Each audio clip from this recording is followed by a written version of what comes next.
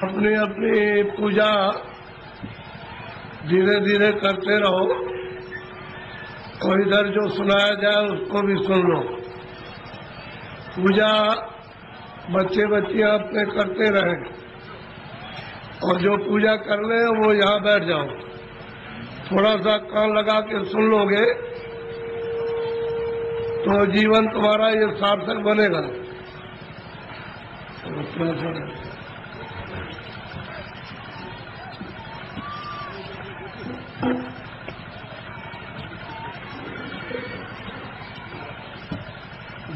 दो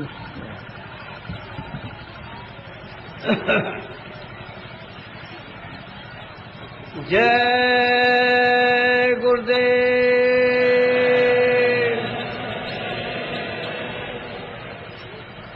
जय गुरुदेव,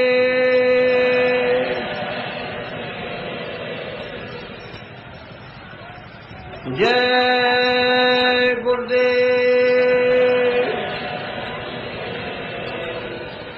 जय गुरुदेव। नाम किसका? जय गुरुदेव। नाम किसका?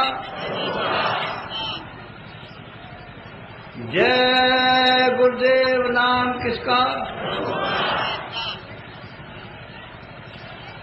मन तू भजो गुरु का नाम,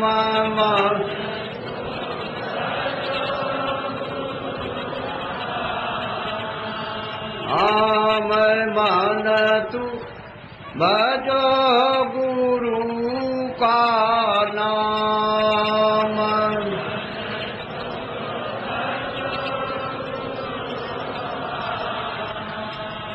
दया मेरे से नरतन पायो,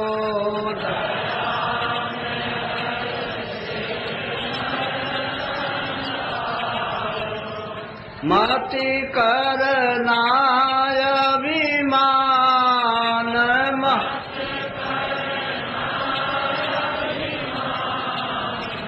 मन तू भजो गुरु का नाम।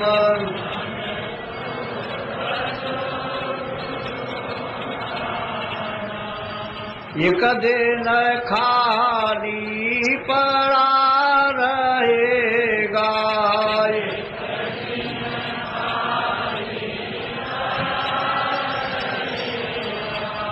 जाई बसे शमशान,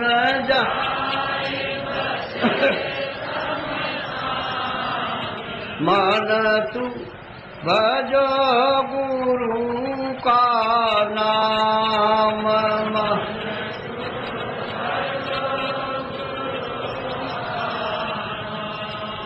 जो धन तुझको दिया गुरु ने, जो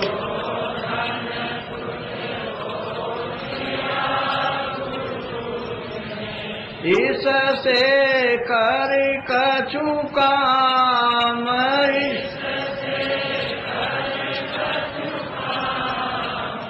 मन तू भजो गुरु का नाम।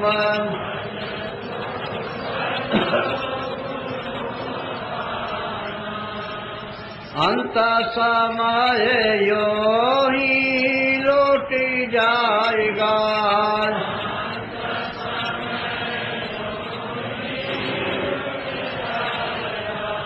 संग न जाई छदाम,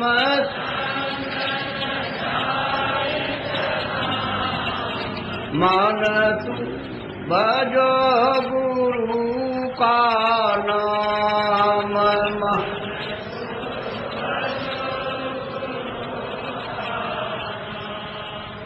यह संसार रहने का सुपना,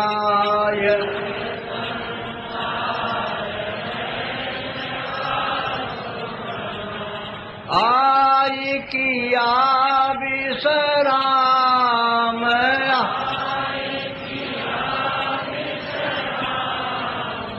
मन तू भजो गुरु का नाम।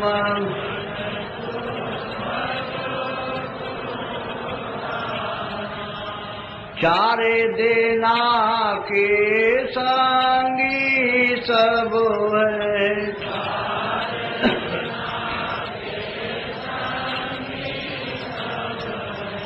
अंत न आवे काम,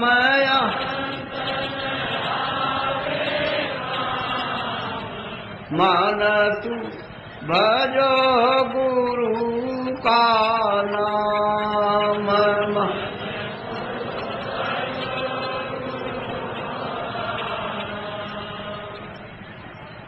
ताते चेत करो सतसंगत,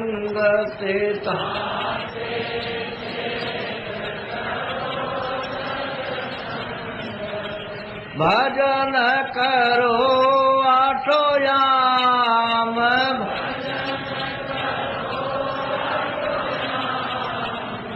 मन तू भजो गुरु का नाम। मान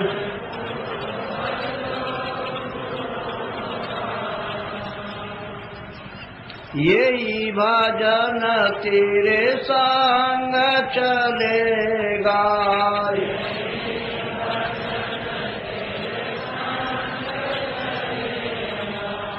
पावेगा राम,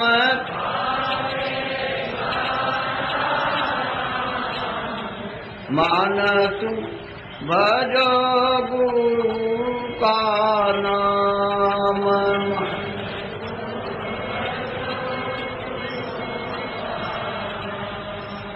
दया मेरे सत्य गुरु से लेकर,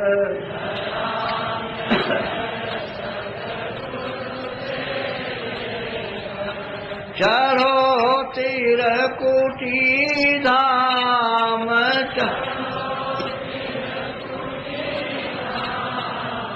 मान तू भजो गुरु का नाम।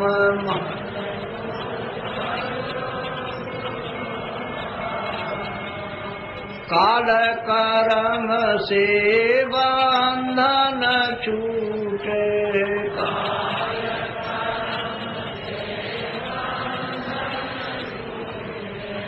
मिले पुरुष सतनाम में, मान तू भजो गुरु का नाम।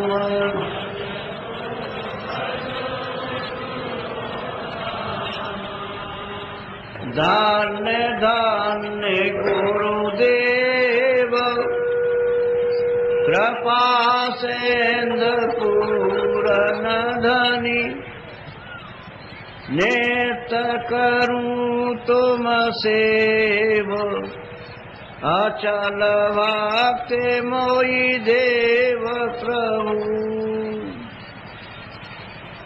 दीन अधीन अनाथ, हाथ गहा तुम आन कर, अब राखो नित साथ, दीन दयाल कृपा निधे। जय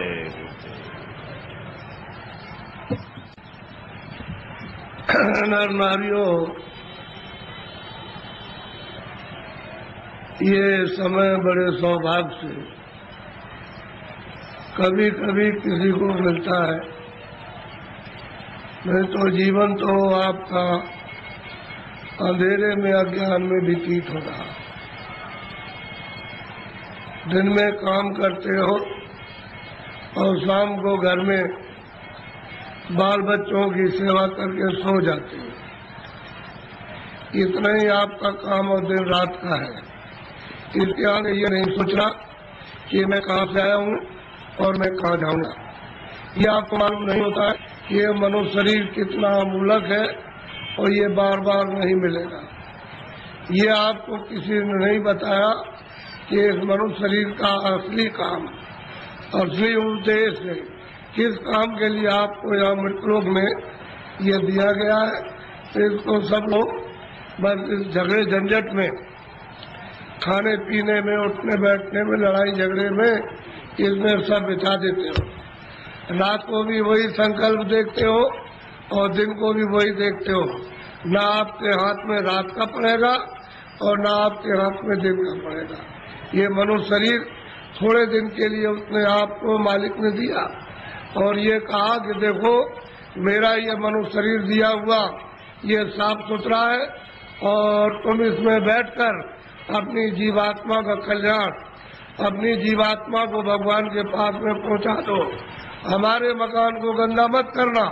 मैं तुमको तो किराए पर देता हूँ, भाड़े पर थोड़े दिन के लिए। समय पूरा होते ही मैं आ जाऊंगा और तुमको मकान से बाहर निकाल कर और मैं अपना मकान ले लूंगा। उसने ये कहा मेरे मकान में गंदगी मत जमा करना। तो आपने उसके अमोलक मकान को जो आपको दिया गया है उसमें कूड़ा कचरा, पाप और पुण्य, अच्छा और बुरा आपने इसमें भर लिया।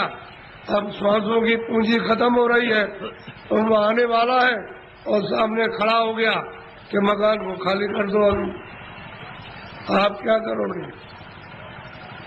उसके सामने होश उड़ जाएगा, आंखें बंद हो जाएंगी, कान बंद हो जाएंगे, जबान आपके मतलब वो भी बंद हो जाएगी, बुद्धि जो है वो पागल हो जाएगी, कहेगा निकलो मकान। पहचानना भी बंद, सुनना भी बंद, बोलना भी बंद, समझना भी बंद। और मनुष्य रूपी इस किराए के मकान से जीवात्मा को निकाल करके बाहर करेगा।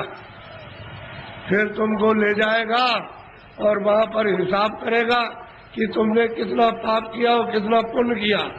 उसी कर्म के आधार पर तुमको पशु में, पंछी में, कीड़ों में जाकर के बंद कर देगा। फिर ये मनुष्य शरीर आपको नहीं मिलेगा। ये अमूलक उसने आपको ये निधि दी है। हमको ये चाहिए कि इसमें जीवात्मा बैठी उसको जगाया जाए। तो आप किसी से रास्ता पूछते नहीं हो, भाई किस रास्ते से भगवान देखा जाएगा, किस रास्ते से मिल जाएगा। कोई रास्ता है मनुष्य रूपी मंदिर में? तो सबके पास भगवान के पहुंचने का रास्ता मनुष्य रूपी मंदिर में, कहीं बाहर नहीं है कि तुम पूरब में जाओ, पश्चिम में जाओ, उत्तर में जाओ। तुम्हारे मनुष्य मकान में उसके पाने का, देखने का, दर्शन का और जीव को यानी मतलब ये है कि पार करने का इसी से रास्ता। तो तुम किसी जानकार के पास जाते, उससे पूछते कि भाई भगवान के मिलने का कोई रास्ता है, तो वो बता देता आपको और फिर कहता कि देखो ये रास्ता है, इससे चलो। तो देवी और देवता और भगवान और ब्रह्मा और विष्णु महादेव और ईश्वर और ब्रह्म सब मिल जाएंगे। तो आप तो दिन भर इस काम में लगे रहते हो। दिन गया धंधे में, रात गई पूरी। हीरा जलम अमोल था, कौड़ी बदली जाए। क्या आपने कर दिया मनुष्य शरीर पाकर? क्योंकि ये तो अमोलक मनुष्य शरीर है। सारे संसार की दौलत को एक जगह रख दिया जाए और इसकी आरती की जाए कि हमको फिर से मनुष्य शरीर ये खड़ा कर दो, दे दो, इसमें जीवात्मा को वापस ले आओ, तो ये धन दौलत नहीं कुछ कर सकता। ऐसा आपको सबको अमोलक मनुष्य शरीर दिया गया, चाहे किसी भी जात का हो, ब्राह्मण हो, क्षत्रिय हो, अर्जन हो, मुसलमान, ईसाई हो। भगवान के पाने का सबको ये अवसर दिया। आप कहोगे हमको भगवान के पाने का अवसर नहीं मिला, तो इससे बढ़कर के और क्या मिलेगा। अब आपको इसमें बैठकर किसी महात्मा की खोज करना है जो भगवान को पा चुका। उसको अगर आपने पा लिया और उसके पास पहुंच गए तो भगवान के पाने की आपने इच्छा जगा देगा। और जब इच्छा जाग जाएगी तो आप कहोगे मुझे रास्ता बताइए, तो रास्ता देगा। फिर आप बैठ करके मनुष्य रूपी इस मकान में फिर भजन करना। जब भजन करोगे तो तुम्हारी दिव्य आंख, ज्ञान चक्षु, तीसरा नेत्र खुलेगा, उस नेत्र से भगवान और देवी और देवता देखे जाते हैं। ये बाहर की जो चर्म आंखें, जो शरीर की आंखें, ये देवी देवता को, स्वर्ग और वैकुंठ को नहीं देख सकती हैं। जब तुम्हारी अंदर की आंख खुल जाएगी वो उनको देखेगी और उससे मिलेगी और भगवान को देखेगी, तब बेड़ा पार, तब भवसागर से उतरोगे। ऐसे नहीं, मेरी तरफ बड़े ध्यान से देखो। ये दोनों आंखों के बीचों बीच में सब मनुष्यों में ये जीवात्मा बैठी हुई है। इधर देखो आप, ये दोनों आंखों के बीचों बीच में, तो ये शरीर के नाके के ऊपर बैठी है। उधर में स्वर्ग का नाका, इधर मनुष्य शरीर का नाका। तो जो आपको यहाँ बैठाया था और आपने ये कहा था कि जिसको पकड़ के आए उसको छोड़ना नहीं, तो आप सुख सुविधा में लग गए और ये संसार के ये काम ये करने लगे, ये देखने लगे, सुनने लगे और इन पर्दों को ये कहने लगे ये मेरा है, ये बच्चा मेरा है, खेती मेरी है, पेड़ मेरा और ये मेरा और ये मेरा। तो इस लोभ लालच में, मोह ममता में फंस गए, तो अंदर में मैल जमा हो गया। तो अंदर की तुम्हारी जो जीवात्मा की आंख थी एक, वो तो हो गई बंद, अब देखना बंद हो गया और सुनना बंद हो गया। तो दो आंखें तुम्हारी शरीर में और एक जीवात्मा में, तीन आंख हो गई। तीन तुम किताबों में देखो, उसमें लिखा हुआ है कि महात्माओं के पास जाओगे तब तीसरी आंख तुमको मिलेगी, और बिना महात्मा के गए हुए तीसरी आंख नहीं। और तीसरी आंख से स्वर्ग मिलेगा, वैकुंठ मिलेगा, ईश्वर का दर्शन होगा। इन चर्म आंखों से देवी देवताओं को आप नहीं देख सकते हो। फिर उन्होंने कहा कि भाई देखो ये जीवात्मा बैठी है, उसमें एक कान है और शरीर में दो कान, तो बाहर के कान बाहर की आवाज सुनते हैं और जीवात्मा का कान भगवान की आवाज को सुनेगा। तो तुम्हारे घट घट में, मनुष्य रूपी मकान में घंटे और घड़ियाल, आरती, पूजा 24 घंटे हो रही है। तुमने कभी अपनी जीवात्मा से उसको सुना और देखा? सो रहे हो, ऐसे ही चले जाओगे, न तो ये जमीन जाएगी, न ये बच्चे जाएंगे, न तुमने सोना चांदी जमा किया वो जाएगा, न कपड़े जाएंगे, ये कुछ भी नहीं, सब छोड़ के और तुमको यहाँ से निकाल कर इसी मकान को उठा करके वहाँ जंगल में ले जाकर के शमशान में पहुँचा के जला देंगे। क्या आपके साथ जाएंगे? क्या जाए थे आप? कुछ नहीं, अकेले आए थे। जब जाने लगोगे तो अकेले जाओगे, लेकिन इस माया में, इसमें ऐसे जड़ माया में फंस गए हो कि तुमको अपना होश ही नहीं है कि मैं किस रास्ते से आया हूँ, कैसे वापस जाऊंगा, रास्ता भूल गए। अब महात्मा महापुरुषों की जरूरत है को रास्ता बताए, बिना उनके रास्ता बताए हुए जो जानता है वही रास्ता मनुष्य रूपी मकान में बताएगा। और तुम्हारा ये जो दिल है, ये हृदय जो कूड़ा कचरा पाप और पुण्य का यहाँ भरा, यहाँ नहीं, यहाँ कूड़ा कचरा नहीं है, ये सब यहाँ पर भरा हुआ, उसको महापुरुष साफ करेंगे और फिर जब सफाई कर देंगे तो मन और बुद्धि और चित्त तुम्हारा निर्मल हो जाएगा। तो जीवात्मा जब साफ होगी तो आँख खुल जाएगी, कान भी खुल जाएंगे, सुनने भी लगना और देखने भी लगना। जब दिखाई देगा तो देवी देवताओं से मिलना भी, उनसे बात भी करना, और जो उसका रचने वाला जो है, जिसने ये सब कुछ बनाया, उस ईश्वर का भी दर्शन साक्षात्कार होगा। लेकिन तुम्हारे मनुष्य रूपी मंदिर में ही उसका घाट है, उसके पास जाने का। ये असली मंदिर है, ये मनुष्य मंदिर है।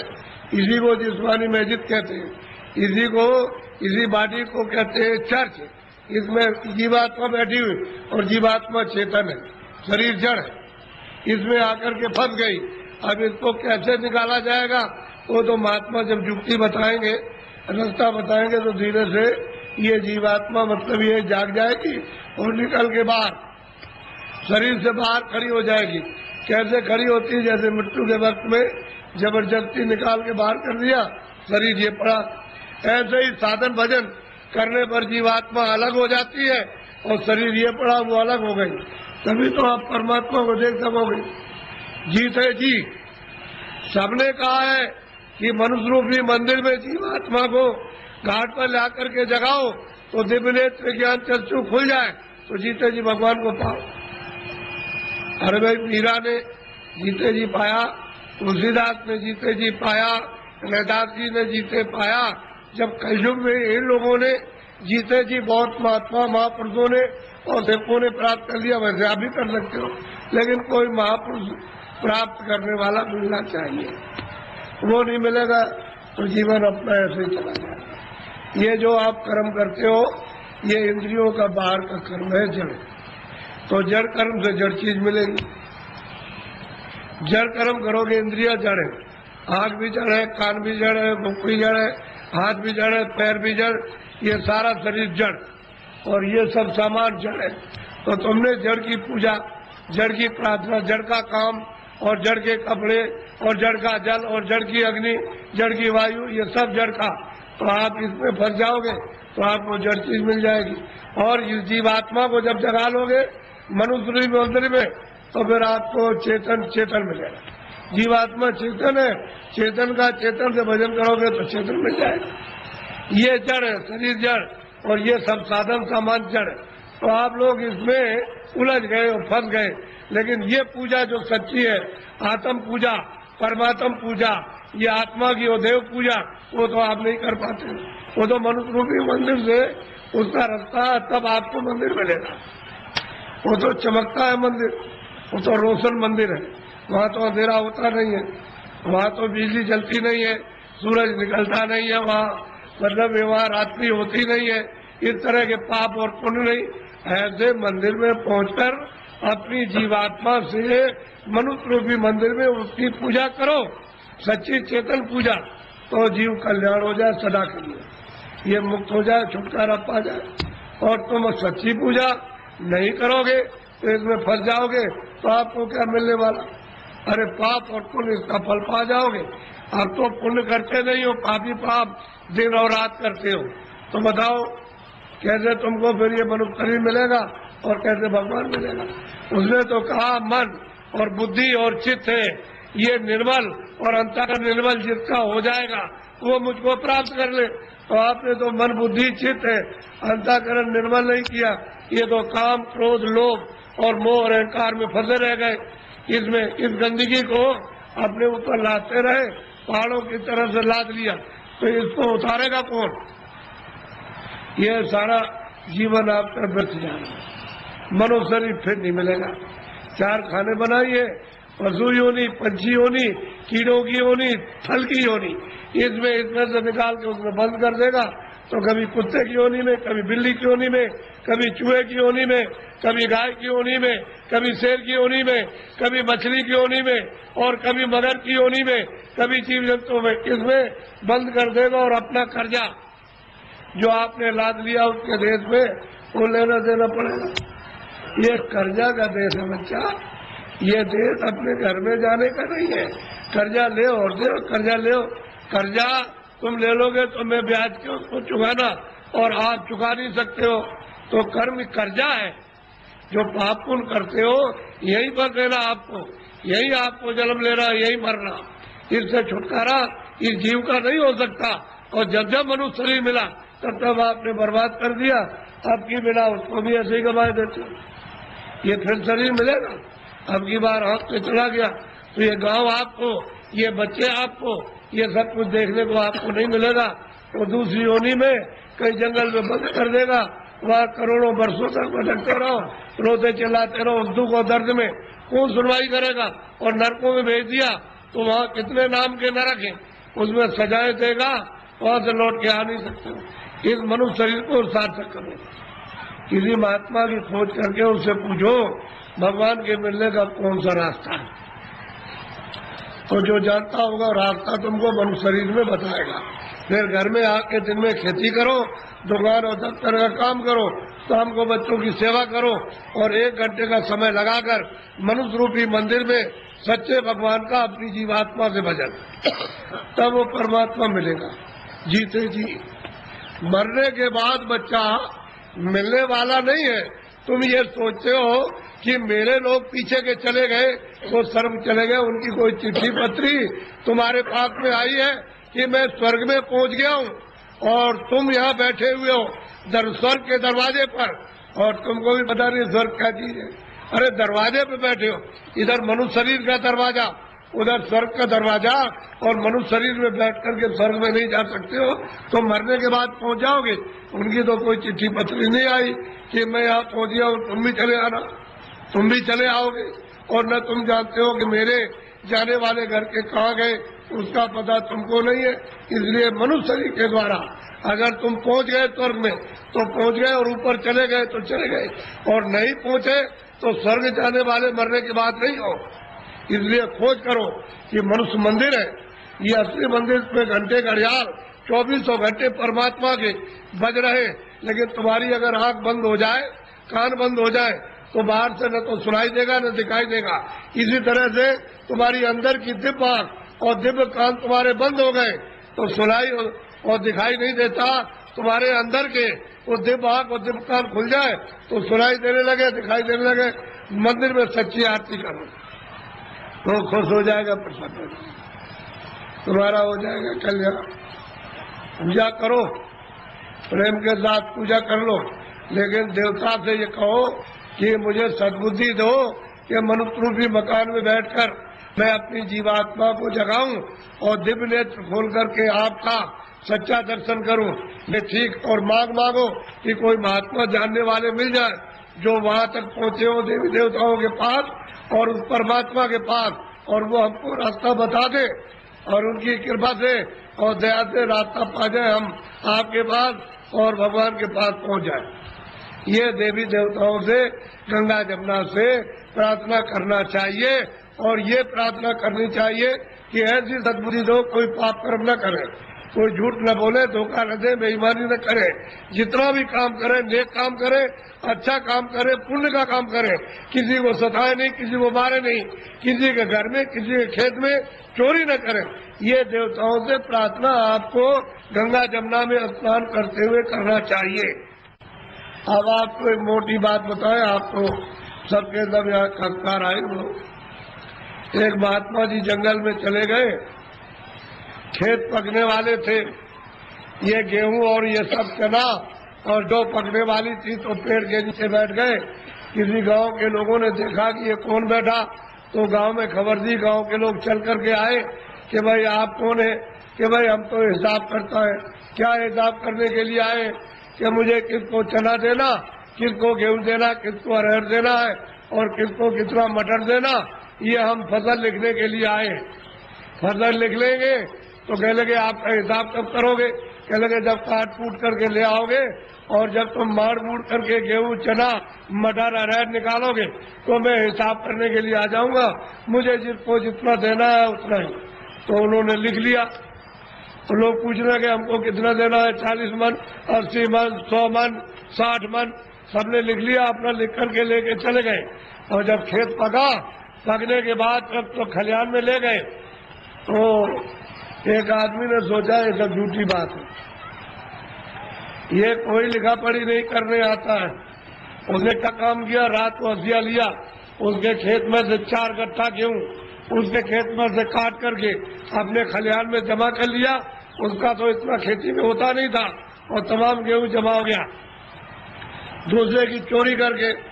तो जब वो आ गए बेचारे खेत काट करके खलिहान में ले आए और भूसे को अलग किया, अनाज को अलग, तो महात्मा जी आ गए और बैठ गए। लोग दौड़ पड़े कि महाराज हमको कितना देना, तो लिखा था 40 मन और 80 मन और 60 मन और 100 मन और इतना देना।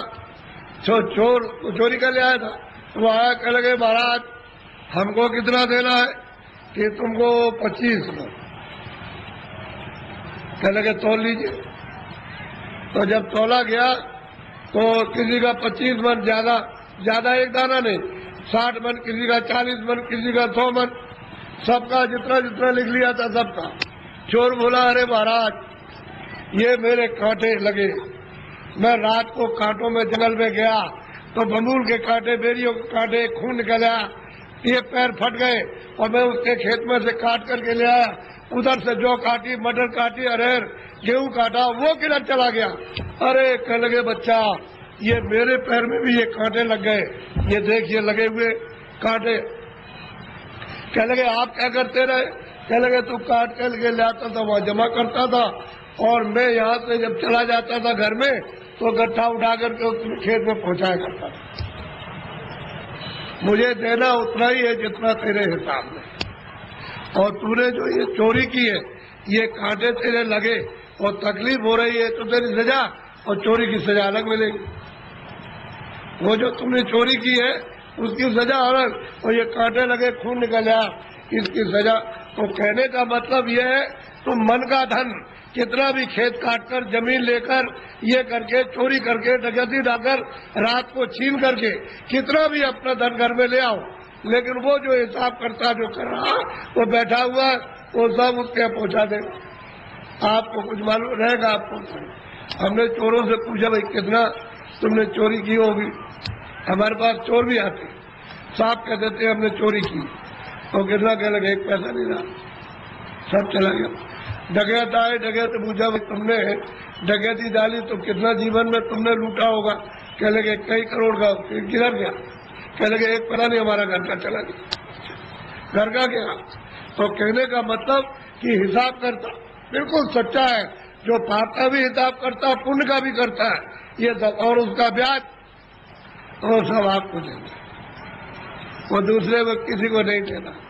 इसलिए ये मनुष्य शरीर अनमोल है, ये बार बार नहीं मिलता। आपकी बार परमात्मा को प्राप्त करने के लिए इस जीवात्मा को इस जड़ से इस शरीर से निकालने के लिए आपको ये दिया गया, और उसने कह दिया है कि मैंने तुमको साफ सुथरा मकान दिया है, जैसा आपने दिया वैसे तुमको दे देना।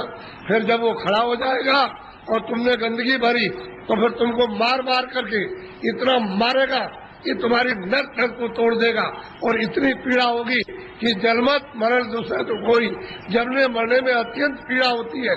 और उसको निकाल के बाहर करेगा और कहेगा चलो हिसाब कराए।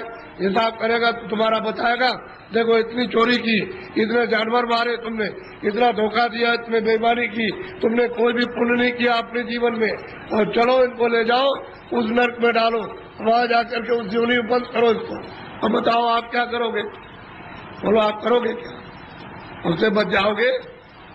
इसलिए जिन जिन देवताओं की आप पूजा करते हो उनसे ये प्रार्थना करो कि हमको ये सद्बुद्धि दो कि हम मतलब ये है कि कोई धोखा किसी को बेईमानी न करे, धोखा न दे और अच्छे काम करे। सद्बुद्धि रहेगी तो अच्छा काम करो, आप मेहनत का काम करो, बच्चों की सेवा, आएगा एक सत्कार, और फिर उसके बाद भजन करो। कि भजन करने की हमको सद्बुद्धि दीजिए कि कोई महात्मा मिल जाए, या आप ही मुझको रास्ता बता दीजिए तो मैं भजन करने लगूं, तो महात्मा कोई ना कोई मिल जाएंगे, वो रास्ता बता देंगे मनुष्य मंदिर में। तुम फिर भजन सच्चा करना अपनी जीवात्मा से परमात्मा का, तब देखो दिमाग ज्ञान चक्षु खुल जाएगा। और यही से बैठ करके रोज स्वर्ग जाओ, रोज रोज वैकुंठ जाओ, और वहाँ ब्रह्मा से मिलो और विष्णु से मिलो और शिव से मिलो। लेकिन आप बाहर से इन चर आंखों से आपको क्या पता है, इधर से गए उधर धोखा देने लगे, उधर किसी का खेत लूटने लगे, किसी को मारपीट करने लगे, तो फिर देवता की पूजा क्या हुई? ये मनुष्य शरीर फिर नहीं मिलेगा आपको, अमोलक अबकी दे दिया गया। इसलिए इसको बचाओ। अभी तक जो कुछ भी किया है गुनाह, अब उनको तो छोड़ दो, अच्छे काम करो, अच्छे काम करो, जीवात्मा को जन्म मरण से बचा, 84 से नरकों से, नहीं तो ये जाने वाली है। और मनुष्य शरीर ये खाली होने वाला, ये तो किराए का मकान है। हे बच्चे बच्चियों, ये किराए का मकान है, वो ये नहीं देखा गया 2 बरस का है, 4 बरस का है, 10 का है, वो 20 साल का है, 50 का, 100 की पूंजी आपको दी जाती है।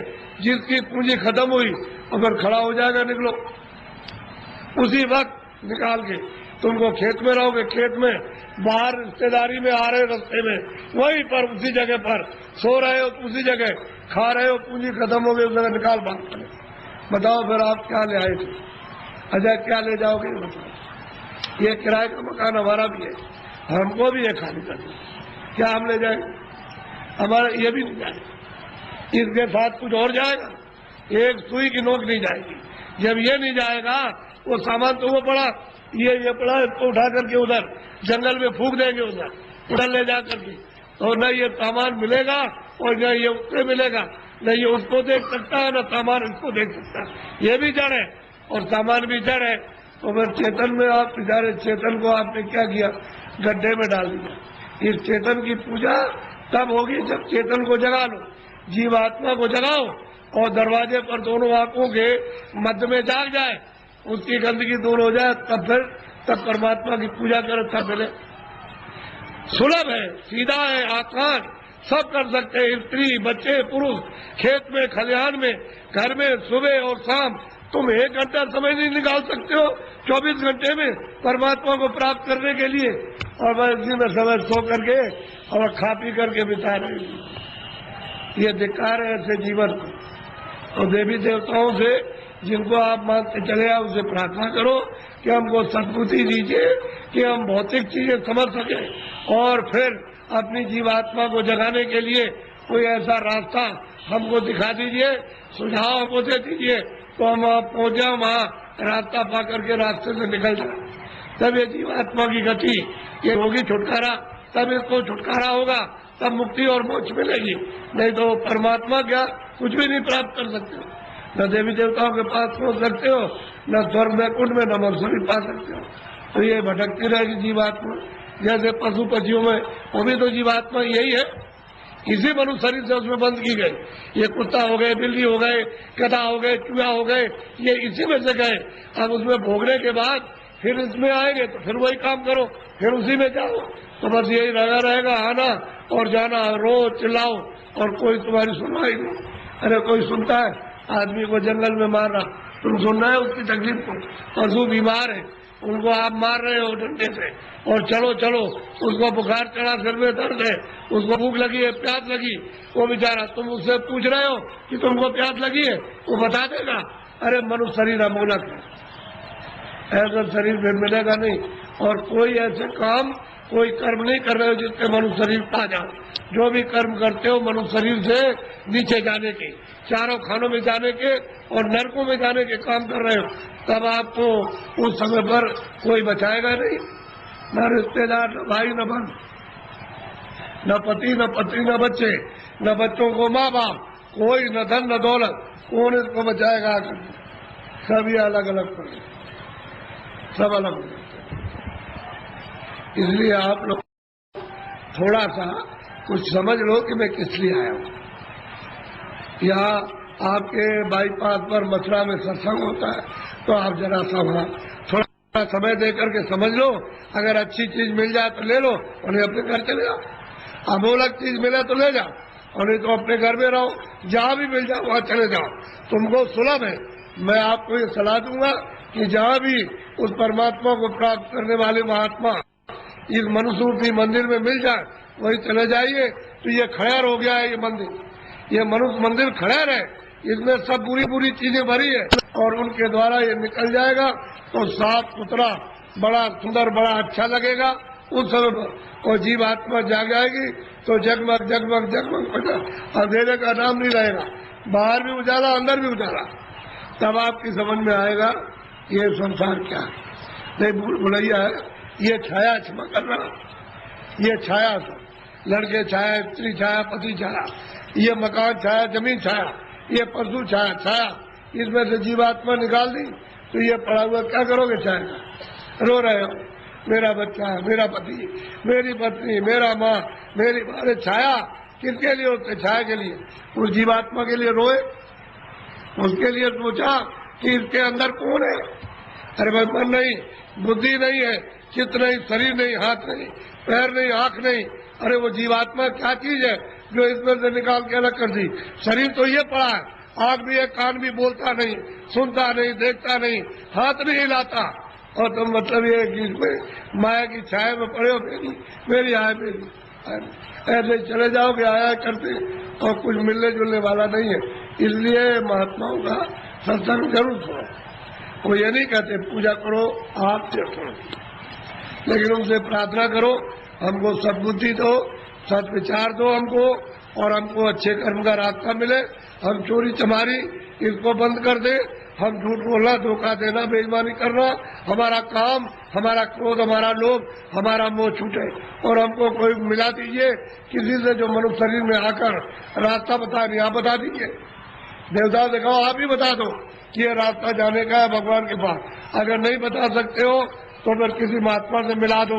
हमने इसलिए तुम्हारी पूजा की और तुमको माना कि हमारा आत्म कल्याण हो जाएगा, जन्म मरण से बच जाएंगे, 84 नरकों से बचेंगे।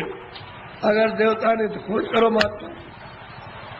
मैं किसी को कुछ कहता नहीं, समझ लो अच्छी तरह से सत्य बात। उसको मछली रहती है, कछुआ रहता है उसी में, जीव जंतु उसी जमुना जी में, उसी गंगा जी में रहते हैं। तो आपको ये जानना चाहिए, आप वहाँ जाते हो स्नान करने के लिए तो पाप आपका धुल जाएगा। पाप तो यहाँ जमा है, यहाँ तो पानी नहीं जाता, यहाँ अग्नि नहीं जाती है। तो ये बताओ कि तुम जब यहाँ, वो कैसे धुलेगा? वो गंगा पानी समुद्र का या तालाब का या कुएं का वो धो नहीं सकता, तो यहाँ जमा इस जगह पर। अब ऐसा गंगा स्नान, वो गंगा उसमें स्नान करने वाले महात्मा मिल जाए और आपको दिव्य गंगा में, दिव्य जल में स्नान करा दे तो जीवात्मा तब ये निर्मल हो जाए, पवित्र हो जाए, स्वच्छ हो जाए, ये जाग जाए, इसकी आंख खुल जाए। अब इसमें नहाते हो, चोरी क्यों करते हो? इसलिए करते हो कि जमुना में हम नहा लेंगे तो हमारी फिर चोरी माफ हो जाएगी। चोरी वोरी माफ नहीं होती, वो तो यहाँ जमा, यहाँ पानी नहीं जा सकता। ये तो शरीर के नाके पर, जीवात्मा शरीर में नहीं है। जीवात्मा शरीर के बाद, ये यहाँ नहीं है, नाक में नहीं और मुंह में नहीं है, हाथ और पैरों में नहीं, ये दोनों आंखों के ऊपर बैठी हुई है। बस ऊपर में गंदगी उस पर डाल दी, इसलिए रुकी पड़ी हुई है। गंदगी हटा लो, बाहर निकल जाए, छोड़ दे मकान को, जीते जी छोड़ दो। इसलिए आप लोग थोड़ा सा अपना कभी कभी समय, जब ये सुना करो कि यहाँ बहुत भीड़ लग रही है और बहुत लोग आ रहे हैं, तो जरा से चले आए और सुन लिया और देखो आकर के कि मैं कैसी पूजा आपको देवताओं की, और फिर उन देवताओं को देखो कैसे आप देखते हो उनको अपनी आंखों से, तब तुम्हारी समझ में आएगा। ऐसे क्या समझ में आ जाएगा? अंधेरे में रहोगे तो अंधेरे में जन्म हुआ, अंधेरे में पालन पोषण हो रहा, अभी फड़फड़ा के अंधेरे में मर जाओ। अभी देखते देखते अब तो बूढ़े हो गए, तो अब क्या दिन का साथ है इस शरीर का? अरे किसी दिन भी तुम रात रात में सोते हुए चल पड़ोगे, ले जाएगा आपको। अब कहाँ ले जाएगा उसका आपको पता ही नहीं है। इसलिए किसी का साथ करो, किसी जानकार का साथ कर लो। बहुत साथ कर लोगे तो रास्ता बता देगा कि चलो इस रास्ते से चलो, वो बस चल दो रास्ते से, तो आपको मंजिल पर पहुंचना अपने घर में ही। तो घर आपका नहीं, ये तो परदेश है। अगर आपका देश होता तो बच्चे रहते, हमारा शरीर रहता, हमारा मकान रहता, हमारी जमीन, कोई पुराना नहीं होता, सब नए रहते। लेकिन आपका मकान है ही नहीं, उसने दे दिया किराए पर थोड़े दिन के लिए, बस समय पूरा हुआ निकाल करके बाहर कर दिया, बस ये आपका कोई सामान। परदेश है, तभी तो दूसरे के देश में निकाले जाओ। अपने देश में पहुंच चलो, वहाँ आराम से रहना, कोई जन्मता मरता नहीं है, न वहाँ कोई हिंदू न कोई मुसलमान, न दफ्तर है न खेती है न दुकान, न कोई बीमारी, न हाल नल बच्चे, वहाँ आनंद ही आनंद है। अपने घर में अपने देश में चलो। ये तो परदेश है। परदेश में आकर के कितने युग और कितने जल बीत गए ठोकर खाते, अभी तक किनारे पर नहीं आए और मनुष्य शरीर पाया और फिर उधर लौटे जा रहे हो, नीचे चले जा रहे हो 84 में नरकों में। अरे भाई मनुष्य में आए, ऊपर चलो अपने घर की तरफ। बड़ा सीधा साधा, तो लड़ो झगड़ो मत, प्रेम से रहो। गांव गांव की लड़ाइयाँ बंद करो, उनसे आपको कुछ नहीं मिला। जब गांव में लड़ाई हुई तो घर घर में बैर होने लगा, अब घर घर में लड़ाई होने लगी और घर घर की लड़ाई अब अपने मन से लड़ रहे हो और सारा जीवन आपने अशांतमय अपना कर दिया। न सोने में शांति, न कहीं जाने में, न कहीं बैठने में, न किसी से बोलने में और न किसी देवता के पास में। ऐसा तुमने मकान में ऐसा कुचड़ा बढ़ा, बिल्कुल अशांति की ज्वाला चलने लगी। तो लड़ाई झगड़ा बंद करो, मारपीट बंद कर दो, आपस में घर में प्रेम से रहो। सब लोग भाई बहन, बच्चे बच्चे सब प्रेम से, अगल बगल में प्रेम से रहो। फिर गांव में सबसे प्रेम हो जाए, एक दूसरे के काम आओ, एक दूसरे की सेवा करो और एक दूसरे का मान मर्यादा, ये सब कुछ रखो। तभी अगर मनुष्य का तुम क्षणिक सुख लेना चाहते हो, शांति और आनंद का, तो आपको मिलेगा। लेकिन ये क्षणिक है। जब तक जीवात्मा मनुष्य मंदिर में जगाओगे नहीं और दिव्य नेत्र नहीं खोलोगे, तब तक तुमको आत्म और परमात्म शांति नहीं मिल सकती। ये कुछ नहीं, ये तो इंद्रियों की छड़, यानी ठंडक आ रही है, उससे मन इंद्रियों के दरवाजों पर बैठ करके वो छड़े के रस लेता है कि और मिल जाएगा, और मिल जाएगा, धन में और मिलेगा, बच्चे में और मिल जाएगा, इसमें और मिलेगा, उसमें मिल जाएगा, उस काम में, व्यापार में मिल जाएगा। मिलता सब कुछ नहीं, सिवाय तकलीफ के और कुछ आनंद नहीं मिलता। और आपने सब प्रयास किस लिए किया? सुख मिले, हमको शांति मिले, हमको आनंद मिले, और उसमें से इतना सब कुछ करने के बाद न शांति मिली, न सुख मिला, न आनंद मिला, न ज्ञान मिला, और आग जलने लगी। ऐसा जीवन आपका बड़ा ही कल्प और बहुत ही मतलब खतरनाक, अपनी आत्मा को गड्ढे के गिराने में हो गया है और दरवाजे बैठ गए जाने वाली। इसलिए बचो, अभी बच सकते हो मनुष्य शरीर में, और बाद में फिर बचने का रास्ता नहीं। इसलिए इसको सोचो कि मैं कहाँ से आया हूँ, मैं किस लिए मनुष्य शरीर में आया, फिर मैं अगर जाऊंगा तो कहाँ जाऊंगा। ये तीनों प्रश्न तुम किसी से करने लगो, और जो इसका जानकार होगा कि तुम वहां से आए हो, इसलिए आए हो, और तुम कहाँ जा रहे हो, ये तीनों चीजें आपकी बता देगा। तब आपकी समस्या का, बुद्धि का असल में सच्चा विवेक तब आएगा, और तब समझोगे आप। और बताएगा देखो ये कुछ नहीं है, ये कुछ नहीं है, तुम कहाँ से है बताएगा, वहाँ सब कुछ है, यहाँ से वहाँ चलो, वहाँ सब धन है, सब सुख है, सब आनंद है, सब शक्ति है, सब ज्ञान है, और सब सुंदरता है, अमृत वहाँ भरा हुआ, सागर भरा, सब बताएगा आपको। लेकिन जब नहीं मिलेगा कोई, तो जीवन चला जाएगा बेकार, व्यर्थ खो दिया आपने ये जवानी और सुमरण फली। जवानी भी गई, बचपन तो कुछ कर नहीं सकता है, बालावस्था तो कुछ नहीं करती, किशोर भी नहीं, जवानी में आए और बुढ़ापा भी कुछ नहीं कर सकता। तो जवानी में मस्ती में, बेकार में, उलझन में आपने खत्म कर दी। अब आगे चलने के देने तो फिर तुम्हारे बच्चे ही जवाब देने लगे, अरे उधर बैठ गया, तुमने जवानी में बहुत कुछ किया। तो आपको हो जाएगी तकलीफ, कहते हो मेरा बच्चा और मुझसे इस तरह से कह रहा, अब वो जवानी का उस पर जोर चढ़ा है, तुम पर बुढ़ापा आके अलग कर देगा, चुपचाप बैठे रहो। घर में जो बहुएं आएगी, तुमको रोटी समय से दी और नहीं दी तो शाम को देगी, कभी शाम को नहीं तो सुबह देगी, और तुम पढ़ोगे उसमें कि हमने इतना पालन पोषण किया और ये बच्चे हमारी बात, और बहुएं नहीं मानती है। एक दुख ये, एक दुख बचपन में कि रोते बिताया आपने, और फिर भी दवा कुछ और मर्ज कुछ है, पीड़ा कुछ हो रही है, वो दवा पेट की, और पेट में दर्द है तो सिर की दवा, और बच्चा रो रहा, हाय हाय करता। एक तो आपने वो बिता दिया, और एक आपने जवानी, ये आपने उलझन में, और बुढ़ापा आ गया तो रो करके चले जाओ, तो कोई काम नहीं आया, न जवानी काम आई, न बाल, न आप बुढ़ापे में काम आए। तो जीवात्मा का काम तो आपने कुछ नहीं किया, ये इंद्रियों का काम किया, और इंद्रिया पुरानी हो गई, आग नहीं काम करती है, और कान नहीं काम करते हैं, मुंह नहीं काम करता, अब रो रहे हो, चिल्ला रहे हो, तो ऐसा मत करो, प्रेम के साथ सब लोग रहो, और ये समझो हम किस लिए आए, ये यहाँ काम के लिए नहीं, तुम्हारा काम प्रभु को पाने का, कि हम अपनी जिंदगी में उस रास्ते में चल के प्रभु को पाए। असली काम तो तुम्हारा ये था, और उसको छोड़ करके आप इस झगड़े में फंस गए, चलो इसको इकट्ठा किया जाए और इससे सब मिल जाएगा। क्या मिला आपको? जिनके पास वो रो रहे, जिनके पास करोड़ों, जिनके पास अरबों, वो रो रहे, चिल्ला रहे, और कहते हैं कि हमको दवा हमको दे दी। अरे भाई, उससे तुमको सुख मिलता, आनंद मिलता, तो क्यों नहीं ले लिया? अरे वहाँ कुछ नहीं है। अब आप उधर जा रहे हो तो आपको क्या मिलेगा? न आपको न उनको, किसी को कुछ नहीं। दिन में काम करते, शाम को बच्चों की सेवा, अपना फर्ज अदा करते, और उसके बाद बैठ करके थोड़ा भजन करते मनुष्य मंदिर में, तो ये जीवात्मा सच्चे धन को प्राप्त करती। सच्चा जन्म मिलेगा नहीं, इसका कल्याण होगा, जीवन ऐसे ही चला जाएगा। तो मैं तो इसलिए चलाया कि हमारे गांव वासियों ने बहुत ही लोगों से कहा कि बाबा जी को ले आओ जरा, मैं दर्शन करूंगा। तो मैंने भी कहा चलो मैं भी दर्शन करूंगा, मेरी भी तो इच्छा दर्शन करने की है। अगर आपकी इच्छा हुई है दर्शन करने की, तो मेरी भी आपके दर्शन करने की इच्छा हुई।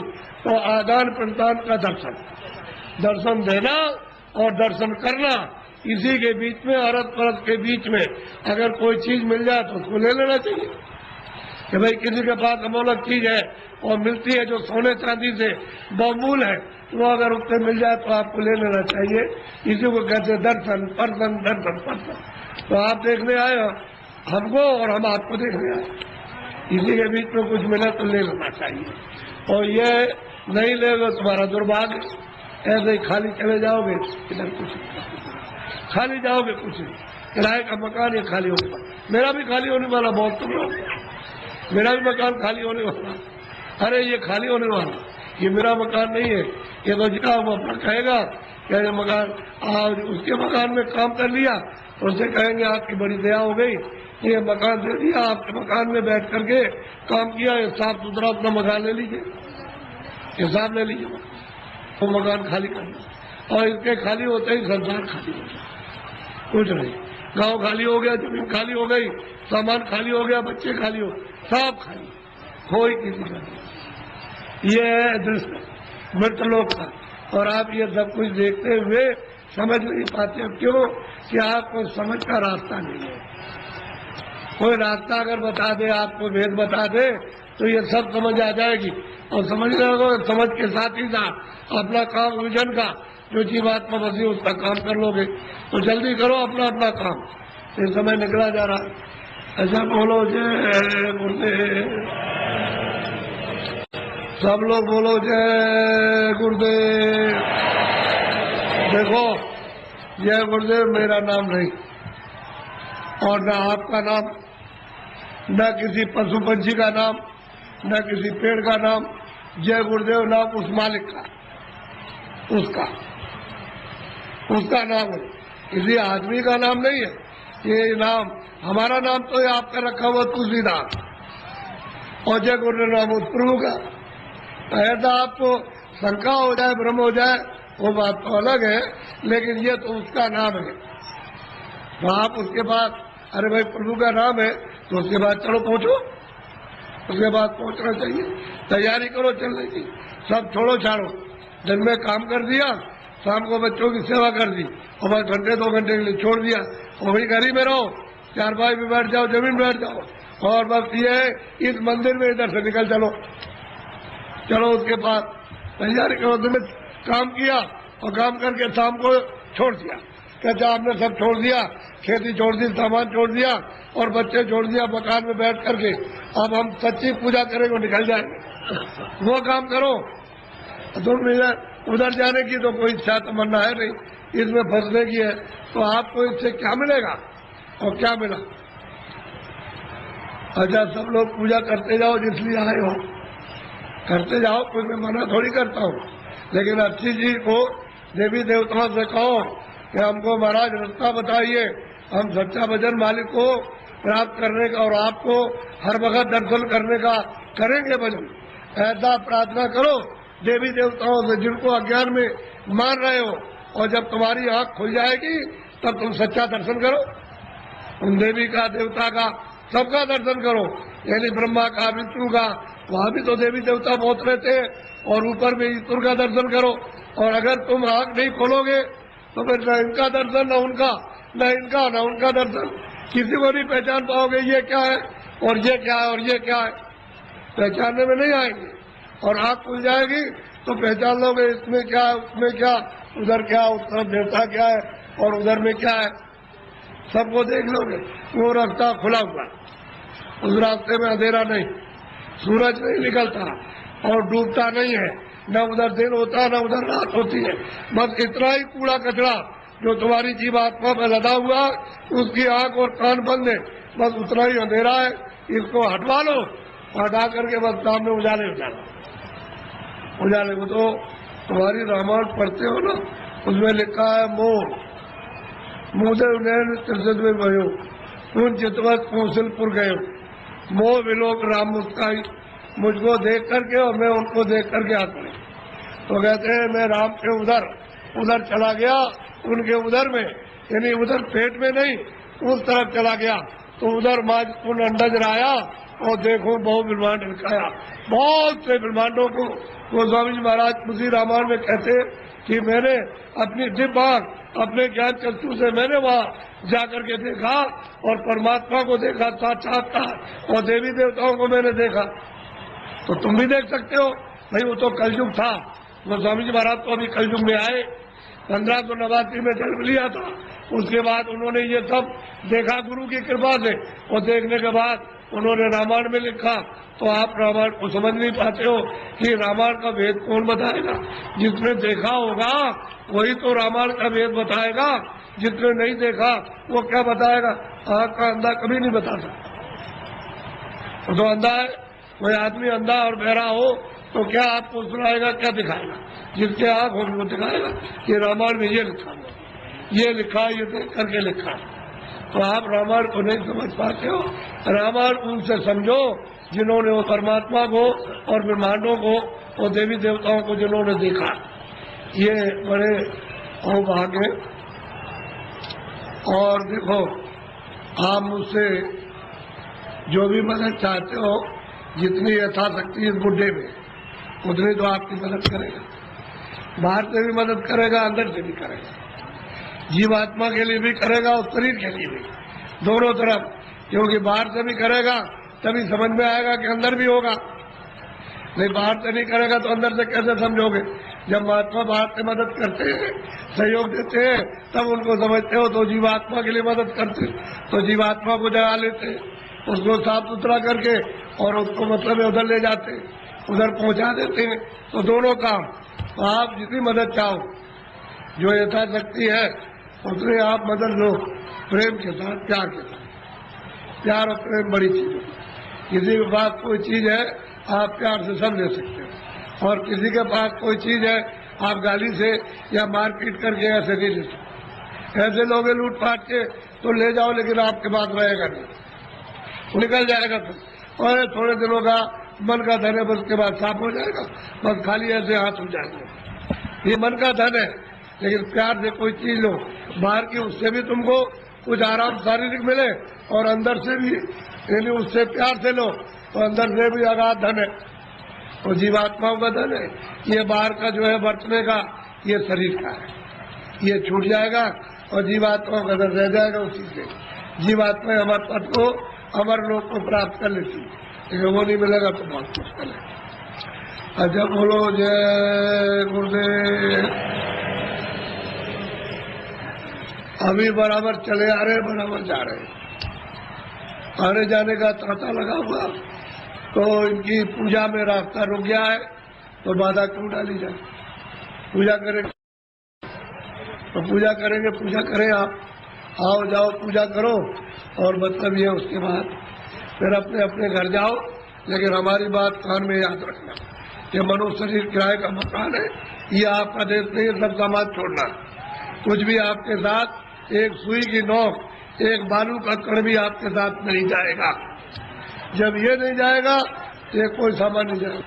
बोलो जय गुरुदेव, बोलो जय गुरुदेव, जोर से बोलो जय गुरुदेव। जय गुरुदेव नाम किसका, जय गुरुदेव नाम किसका, जय गुरुदेव नाम किसका।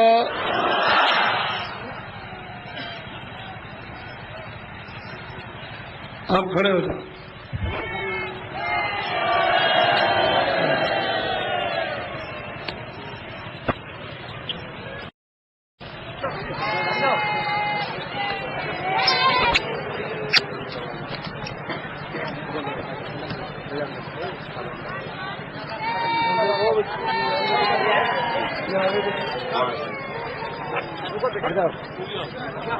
माता जी